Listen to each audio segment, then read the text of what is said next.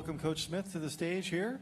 He'll give his opening statement, then we'll open it up for Q&A. And once again, just a reminder, the microphone is in the back here in the middle. Just when you come up for a question, state your name and affiliation, and make sure to speak up so everyone can hear you. Okay, Coach, go ahead. Well, it's great to see everybody. It's always an exciting time of year to finally get to this point where you're staring down a season and getting ready for training camp. A lot to talk about in college football, and I've been talking about it all day. But I do think about, the reason I got into coaching is really for this starting Wednesday. We got training camp starting. We've got a roster that we're really excited about. Practices, preparing for a season that is going to be competitive. A non-conference schedule that's going to be challenging, and definitely looking forward to it. I do want to make mention, we got two players over here, Alex Austin and Luke Musgrave, that we got a bunch of respect for in our program. Really proud of those guys representing us here today. Luke from the state of Oregon, Bend, and done some big-time things at tight end, counting on him in a big way this next year. Alex, coming back home here, Long Beach Poly grad, and has been a 3-year starter for us at corner. Both those guys we couldn't be more thankful for to be in the program. I will tell you, at Oregon State, we're proud of the progress we've made. We're not a finished product by any stretch, but over the 4 years being here as the head coach, really proud of the development we've had, competitiveness, winning more games than we lost last year. And I think that momentum carries into our belief from a program and our boosters and supporters as we continue to finish off a stadium.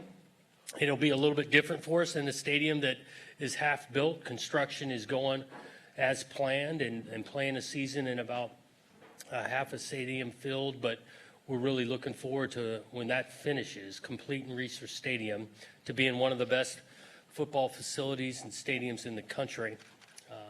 It's an exciting time to be around.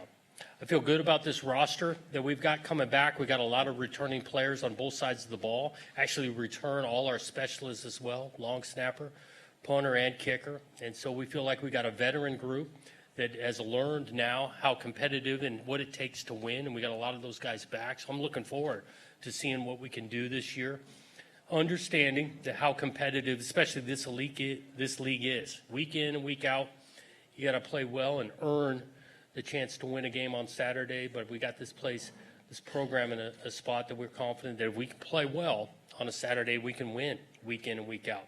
Nothing going to be given to you, but you got to go earn it. And so again, I just want to end with just saying exciting times to get started with another college football season. Looking forward to it. And with that, I will take some questions. Hello, Coach. Kenneth Berry, Touchdowns and Tangents. What was the conversation with the team after that loss to Utah State? After I just make sure I hear you. After the loss to Utah State? Yeah, the LA Bowl. Yeah, it was a disappointing way to end the year in a bowl game because you're obviously trying to finish well and win a game like that. At the same time, right after the game, you're talking about a complete season that just finished, and there was a lot to be proud of.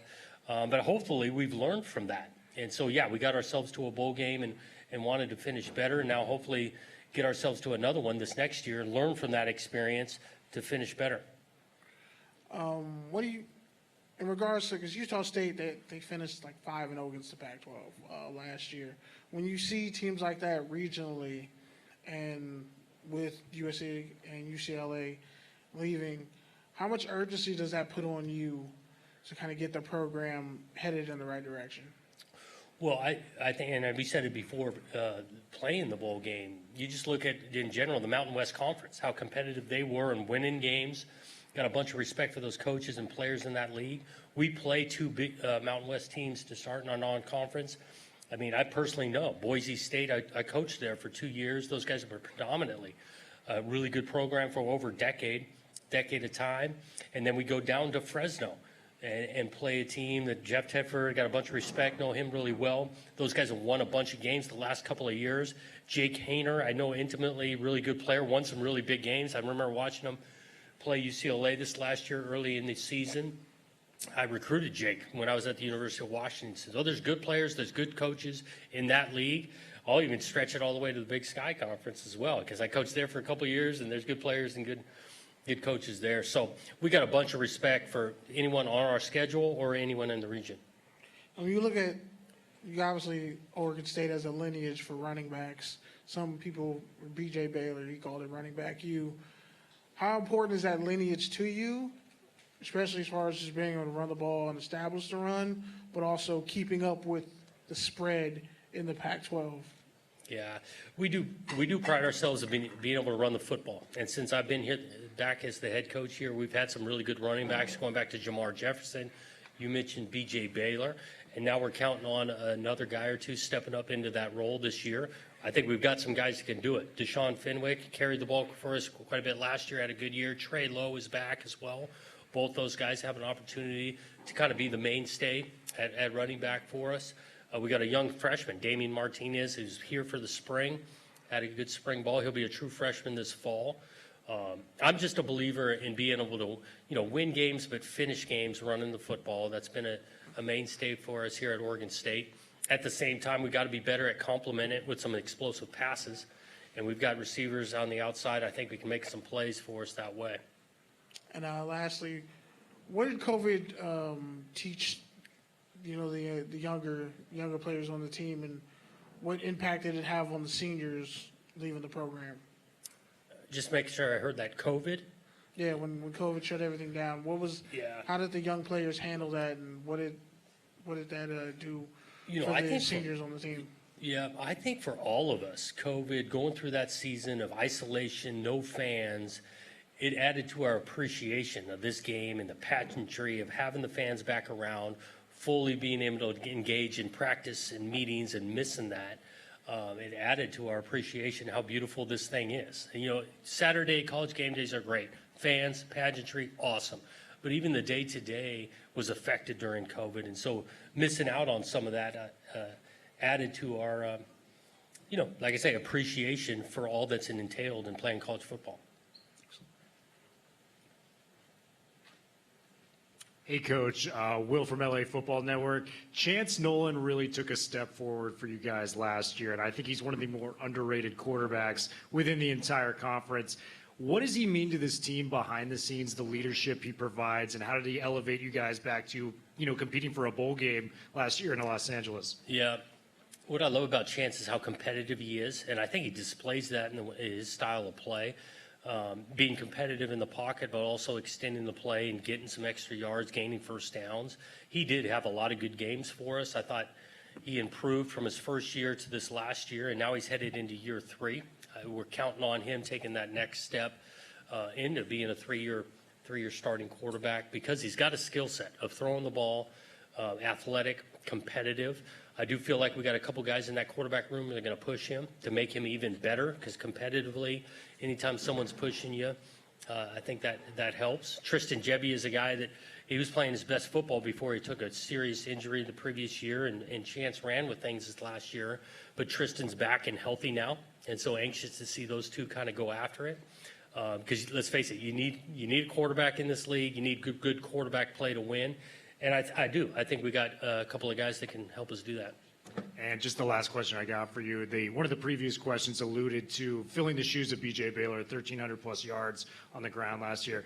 Deshaun Fenwick, big-time back. What do you think he brings to the table that is different than B.J. Baylor? Yeah, I think Deshaun's pretty physical in his brand of play. I think he's really smart schematically. He understands not just in our run game, but protection, running routes. He's got a deep desire for football now. He loves it. So he's got an opportunity, and we're going to give him that opportunity to be a feature back in this league. I will say majority of the time we are trying to have multiple backs carry the ball, just from game 1 to game 12, the wear and tear that takes place on that. But Deshaun's got everything you need to be a big-time back in this league, and we're hoping to see it this fall. Thanks, Coach. Josh Newman, Salt Lake Tribune. Utah has a quarterback and an offensive coordinator that will now be together for 4 years.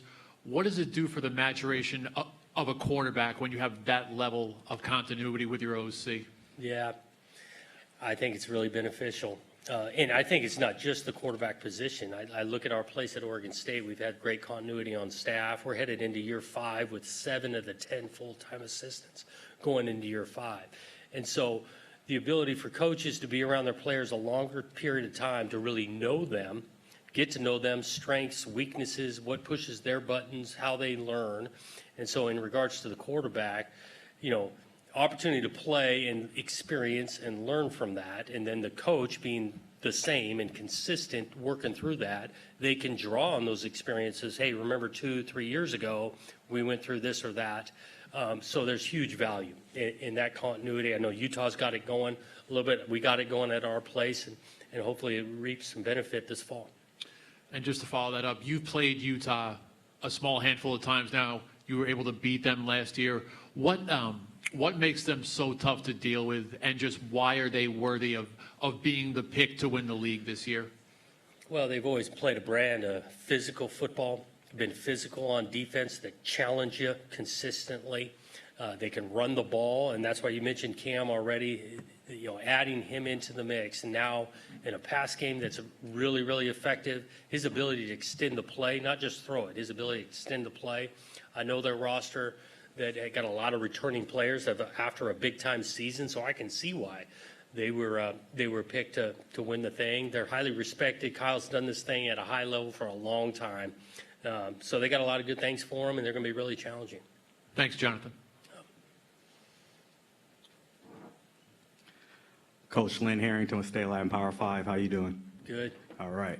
I want to talk about your former linebacker, Avery Roberts, who was the heart and soul, of the Beavers defense. How are you planning to replace his experience, leadership, and production? And are there any defenders, on your roster that's on your radar that you expect to fill his shoes? Yeah. Avery was a really good player for us, really productive. I think he was close to, if not leading the league in tackles last year. And it's not just that production that we're trying to replace. His leadership, he'd been around the game a long time, his work ethic, and so he'll be missed. I do think we got some up-and-comers that have played the inside linebacker position for us, one of them being Omar Spates, who was really right next to him. He'll be a 3-year starter this fall, had close to 100 tackles this last season, so we're counting on Omar taking a huge step in that role. And then we've got some depth. I mean, Jack Coletto, Easton Mascarenas, John Miller, Kyrie Fisher started in our bowl game and did some good things. So we've got some depth, we feel like, that step into that role. But that's what a little bit I love about college football, too, is that everybody's roster got some seniors that are on their way out. You're counting on these young guys developing, and we take some pride around our place in development players, and we're going to need it this fall to step not only in the inside backer position, but a few others as well.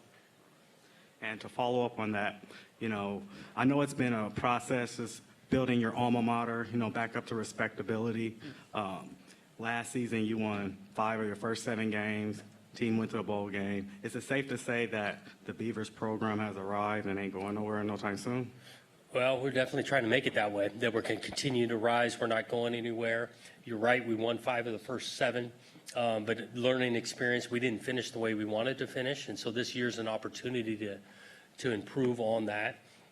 Again, I go back to this idea that each year is new in college football. I just mentioned it with players leaving, players needing to develop and get better. So there's nothing guaranteed just because we did such and such last year. It affects the next year. It's really the same mantra I had from year 1 to year 2. What we did last year wasn't very good.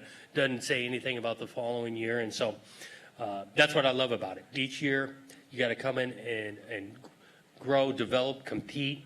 I feel like we got a mature roster that's all about doing that. And now we got to go prove it and show it each Saturday.